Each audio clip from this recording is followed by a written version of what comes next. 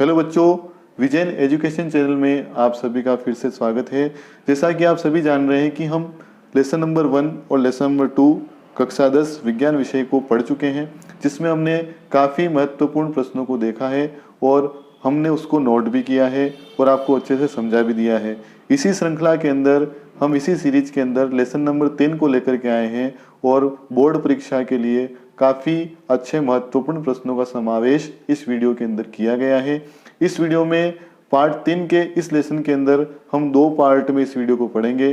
पहला पार्ट 1 पढ़ेंगे, दूसरा पार्ट 2 पढ़ेंगे। क्योंकि ये लेसन थोड़ा सा बड़ा है कि इसलिए हम इसको 2 पार्ट के अंदर वीडियो बना करके पढ़ेंगे, ताकि आपको अच्छे से याद हो और अच्छे से समझ में भी आ जाए। तो आप सभी बच्चे इस वीडियो को आराम से पूरा देखिए और साथ ही नोटबुक लेकर के आप इन प्रश्न उत्तर को नोट भी कर सकते हैं। ये बोर्ड के हिसाब से काफ़ी महत्वपूर्ण प्रश्न है जो आपकी कम समय में अच्छी तैयारी को ये करवा सकता है। इसके साथ ही हम आज जो है लेसन नंबर 3 को स्टार्ट कर रहे हैं, जिसका नाम है लेसन नंबर 3 धातु और अधातु। यहाँ पर आपको इस लेसन के अंदर देखना है, सबसे जो पहला प्रश्न आपको दिया है वो दिया है धातुओं के गुण क्या क्या होते हैं। तो धातुओं में धात्विक चमक पाई जाती है, मतलब धातुओं की वस्तुएं चमकदार होती है, जैसे सोना है, चांदी है। धातुएं विद्युत और ऊष्मा की सुचालक होती है, और यानी कि इसमें करंट का प्रवाह भी आसानी से हो जाता है और इसमें ऊष्मा का चालन भी आसानी से हो जाता है। इसके बाद में आप देखें, धातुओं में तन्यता पाई जाती है। तन्यता का मतलब ये होता है धातुओं को खींच करके उन्हें पतले तार के रूप में परिवर्तित किया जा सकता है। धातुओं में आघात वर्धनीयता पाई जाती है। आघात वर्धनीयता का मतलब होता है इन्हें हम पीट करके पतली चादर के अंदर परिवर्तित कर सकते हैं। जैसे सोना और चांदी में सर्वाधिक आघात वर्धनीयता पाई जाती है। ये एग्जाम्पल काफी महत्वपूर्ण है। धातुओं में ध्वनिक या सोनोरस का गुण पाया जाता है, यानी आपने कभी देखा होगा कि स्कूल की घंटी जब बजती है तो लोहे की हथौड़ी से हम स्कूल की घंटी को बजाते हैं, या मंदिर के अंदर जो घंटे लगे होते हैं जब भी उनको भी बजाते हैं तो आवाज उत्पन्न होती है। तो एक प्रकार का ध्वनिक या सोनोरस का गुण है, इसे पीटने पर आवाज उत्पन्न हो जाती है।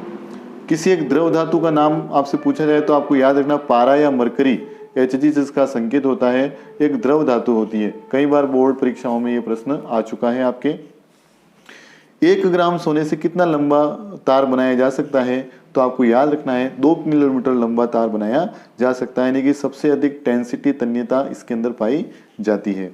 कौन सी धातुओं का गलनांक बहुत कम होता है, तो याद रखना है गैलियम और सीजियम ऐसी धातुएं हैं जिनके गलनांक काफी कम होते हैं, एकदम से पिघलने लगते हैं। इन गैलियम को Ga से लिखा जाता है, सीजियम को Cs से लिखा जाता है। इसी प्रकार से आप याद रखें कौन सी धातुएं हथेली पर रखने पर पिघल जाएंगी, तो गैलियम और सीजियम। आयोडीन एक ऐसा अधातु है जिसमें चमक पाई जाती है। आपने देखा होगा कि बहुत सारी धातुएं चमकदार होती है, पर यहाँ पर आपको याद रखना है कि एक अधातु जो चमकदार होती है उसका नाम क्या है, आयोडीन। आयोडीन का संकेत होता है आई से इसको लिखा जाता है। फिर आप याद रखें कुछ क्षारीय धातुएं इतनी मुलायम होती हैं कि इन्हें चाकू से भी काटा जा सकता है, जैसे लिथियम, सोडियम और पोटेशियम। ये ऐसी धातुएं जिन इतनी नरम होती है कि इनको आप चाकू से भी काट सकते हैं। कार्बन के 2 अपर रूप यहाँ पर आपको पढ़ने मिलेंगे, एक होता है हीरा और एक होता है ग्रेफाइट। हीरा चमकदार और कुचालक प्रकृति का होता है, जबकि ग्रेफाइट कैसा होता है, सुचालक होता है। कभी कभी आपसे पूछ लेते हैं ग्रेफाइट सुचालक क्यों होता है, तो याद रखना है ग्रेफाइट के अंदर मुक्त इलेक्ट्रॉन पाए जाते हैं, फ्री इलेक्ट्रॉन्स पाए जाते हैं, इस कारण से ये विद्युत का कैसा है, सुचालक है। जबकि हीरे के अंदर कोई भी मुक्त इलेक्ट्रॉन्स पाए नहीं जाते हैं। फिर आप याद रखें तांबा और चांदी ऊष्मा की क्या होती है, काफी अच्छी चालक धातुएं होती हैं। तो याद रखें ऊष्मा की अच्छी चालक धातुएं कौन कौन सी है, तो कॉपर यानी कि तांबा और चांदी यानी कि Ag। ऊष्मा की कुचालक धातुएं कौन कौन सी है, तो लेड और मरकरी। लेड को हम Pb से लिखते हैं और मरकरी को हम Hg से लिखते हैं। अयस्क किसे कहा जाता है, तो वे खनिज जिनसे धातुओं का व्यावसायिक निष्कर्षण किया जाता है और जो आर्थिक रूप से लाभदायक होता है उसे अयस्क कहते हैं। यानी कहने का अर्थ ये होता है कि हम जब भी किसी खान के अंदर खुदाई करते हैं तो खुदाई में बहुत सारे रेत, कंकड़, मिट्टी, पत्थर के साथ में धातुओं की मात्रा निकलती है, तो धातुओं की मात्रा को हम अयस्क के नाम से जान रहे हैं। और जो रेत, कंकड़, मिट्टी, पत्थर निकल रहा है उसको हम खनिज के रूप में गिनते हैं। तो खानों से प्राप्त जो पदार्थ होते हैं वो सभी क्या कहलाते हैं, खनिज कहलाते हैं। परंतु सभी जो खनिज होते हैं वो अयस्क नहीं होते हैं, परंतु सभी अयस्क क्या होते हैं, खनिज होते हैं। इस बात को आप याद रखें। इसके साथ ही बेटा आपको ये याद रखना है कि यदि आपने इस चैनल को अभी तक सब्सक्राइब नहीं किया है, विजन एजुकेशन चैनल को आप सब्सक्राइब कर दीजिए। फ्रेंड्स फैमिली के साथ भी इस चैनल को शेयर कर दीजिए ताकि इस प्रकार के अच्छे वीडियो आपको लर्निंग के लिए मिलते रहें और बोर्ड परीक्षा की तैयारी आपके मित्रों की अच्छी हो सके। इसके साथ ही मैं एक और बात आपको बताना चाहूँगा, यदि आप इस PDF को प्राप्त करना चाहते हैं तो मुझे इस नंबर के ऊपर व्हाट्सअप कर सकते हैं, या फिर आपको साइंस संबंधी कोई प्रॉब्लम है तो भी आप मुझे व्हाट्सअप कर सकते हैं। ये नंबर आप नोट कर लीजिए। अगला प्रश्न हम यहाँ पर देखते हैं। अगला प्रश्न है आपके पास, धातुओं की ऑक्सीजन से क्रिया से क्या बनेगा। तो धातुएं जब भी ऑक्सीजन से क्रिया करती है तो धातु ऑक्साइड का निर्माण करती है। यहाँ मैं बता रहा हूँ, कॉपर की क्रिया जब हम ऑक्सीजन से करते हैं तो एक काले रंग का पदार्थ बनता है जिसको हम कॉपर ऑक्साइड कहते हैं। तो याद रखना है, कभी कभी ऐसा प्रश्न आ सकता है, काले रंग के पदार्थ को क्या कहा जाता है, कॉपर ऑक्साइड कहा जाता है। सूत्र होता है CuO। अम्लीय ऑक्साइड का अर्थ क्या है, तो वे ऑक्साइड जो जल से क्रिया करके अम्ल बनाते हैं उन्हें अम्लीय ऑक्साइड कहा जाता है। इसी प्रकार से क्षारीय ऑक्साइड हम किसे कहते हैं, तो वे पदार्थ जो जल से क्रिया करके क्षार बनाते हैं उन्हें क्षारीय ऑक्साइड कहा जाता है। अगला है उदासीन ऑक्साइड किसे कहते हैं, तो वे ऑक्साइड जो न तो अम्लीय प्रकृति के होते हैं और ना ही क्षारीय प्रकृति के होते हैं उन्हें उदासीन कहा जाता है।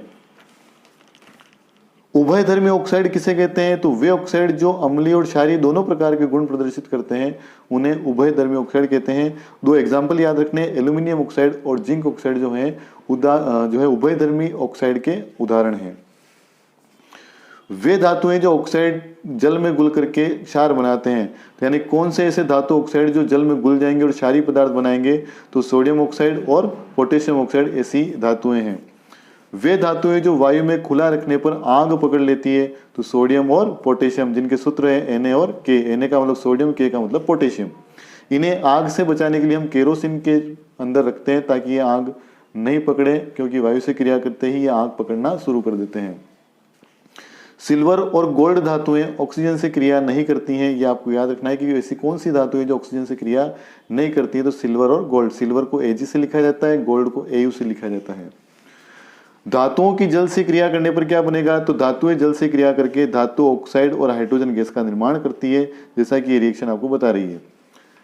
अगला क्वेश्चन याद रखें, लेड, कॉपर, सिल्वर, गोल्ड धातुएं जल से कोई भी क्रिया यहाँ पर नहीं करती हैं।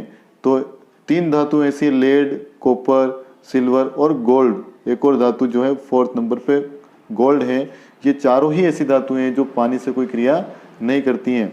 धातुओं की क्रियाशीलता का कभी कभी आपसे क्रम पूछ लिया जाता है, तो यहाँ सबसे क्रियाशील धातु मैग्नीशियम, फिर एल्यूमिनियम, फिर जिंक और फिर आयरन है।